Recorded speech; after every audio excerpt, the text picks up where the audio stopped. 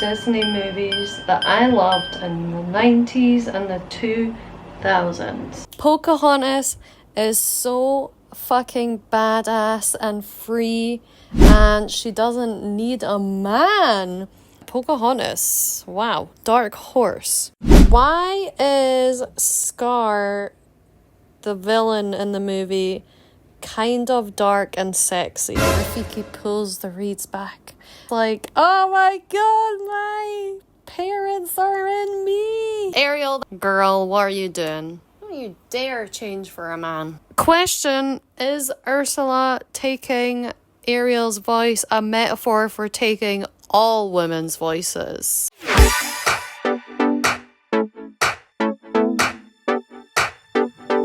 Before I rewatched Pocahontas, I was like, oh yeah, Lion King's definitely my favourite Disney movie ever. And maybe it still is. But yeah, Pocahontas. Wow, dark horse. Okay, the music in The Lion King is so good. It's so good. Oh my god, every single song is amazing. I'll be crying in the sad songs. I'll be dancing and singing in the happy songs. The Circle of Life. Oh my god. Really great.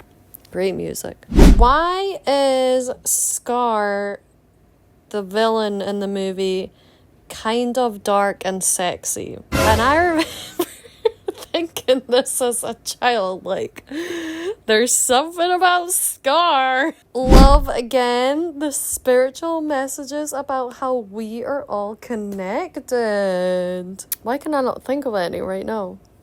There must be some. I remember there's a leaf in the wind that blows or something, and then Rafiki the monkey is like, Simba is alive! Simba's alive! Yeah! That's kind of connected. I also love the spiritual messages about how energy lives on after death. And I remember when I was a little girl, because in The Lion King they say that the kings are in the stars, and I really that was my belief system. I was like looking at the stars like, oh my god, I think there are people up there, or lions up there.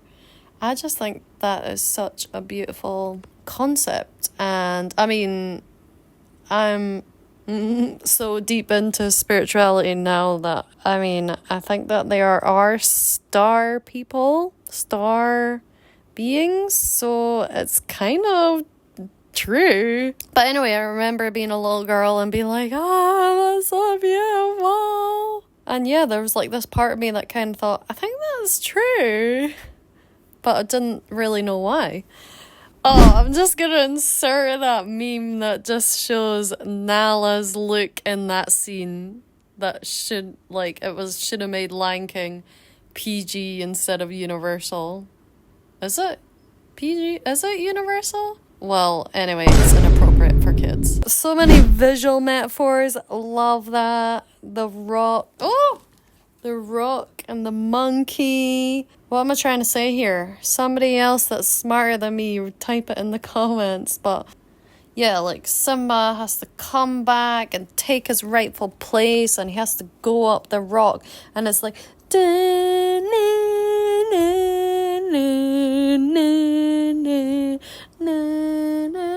you know what part I'm talking about.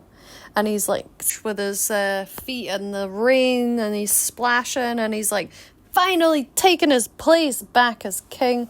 And it's just like the power, and he's coming back, and he's facing his past, and he's facing all this pain, and he's gonna tell them the truth. It was not him that killed Mufasa. Love all of that. Love how he, oh my god, the part where Rafiki pulls the reeds back, and he's like, here's Mufasa, and Simba's like, where? And then he's like, it's just my reflection. And then Rafiki's like, look closer. And then it's like, oh my god, my parents are in me. He's always with me. Oh my God, it's so beautiful. And there's just something so beautiful about, the visuals of that scene, like the pulling the reeds back. Like, here's the hidden truth.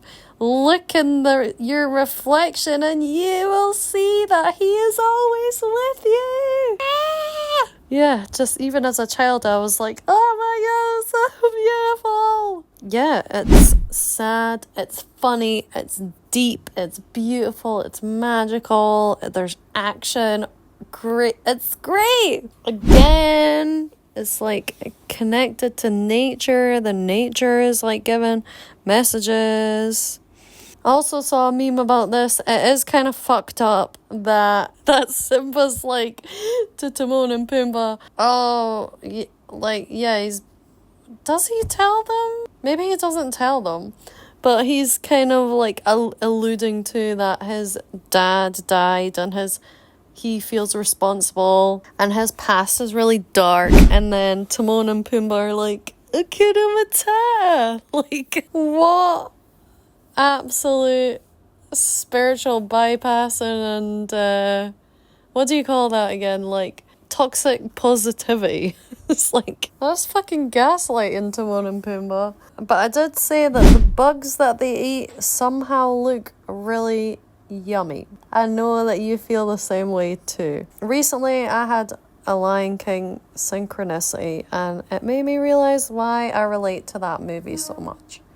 The hero arc. Forgetting who he was and then coming back and stepping into his power. It's kind of a theme in my life right now because I'm doing some inner child healing and I'm like, I'm not playing small anymore. So yeah, touched me deeply. Okay, the next one is The Little Mermaid. So the thing that I was like, oh no, girl. Watching this movie back, I was like, oh my God. It's basically a movie about a girl that loved this guy so much. She saw him like one time from afar, I think.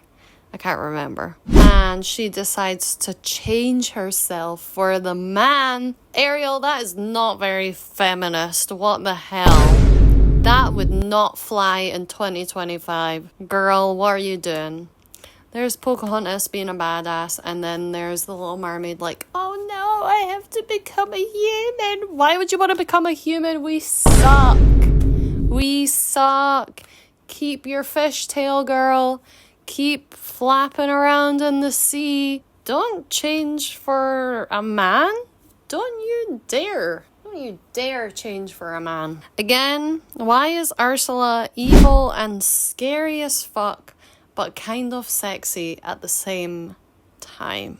I've also got here, Eric seems quite meh. He seems pretty meh, and if I had a mermaid tail, I would not get rid of that, and I would not get rid of my ability to breathe underwater, especially for somebody so meh like him. He's pretty meh. Cocoam, maybe, but Eric, no. The songs are great. Oh, it seems like, yeah, Disney, you're really good at making songs. Under the Sea, great. Part of This World, also great. Are there any other ones coming to mind right now? Nothing? Question, is Ursula taking Ariel's voice a metaphor for taking all women's voices? I had that thought.